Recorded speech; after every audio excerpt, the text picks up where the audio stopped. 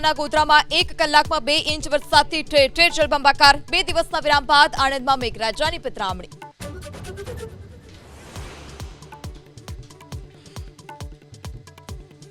કચ્છ, દ્વારકા, નવસારી અને વલસાડમાં આજે અતિભારે વરસાદની આગાહી। સંઘ પ્રદેશ દમણ, દાદરાનગર હવેલીમાં વરસાદનું ઓરેન્જ એલર્ટ।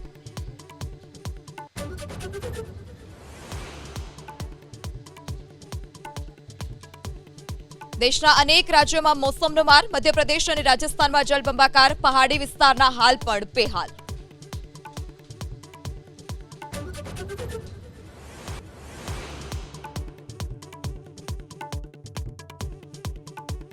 વધુ એક પાપનો પર્દાફાશ। સૌરાષ્ટ્ર યુનિવર્સિટીમાંથી મોન્ટુએ પીએચડીની ડિગ્રી મેળવી હોવાનો દાવો। મોન્ટુ પટેલની ડિગ્રી મુદ્દે યુનિવર્સિટીના સત્તાધીશોનું બેદી મૌન।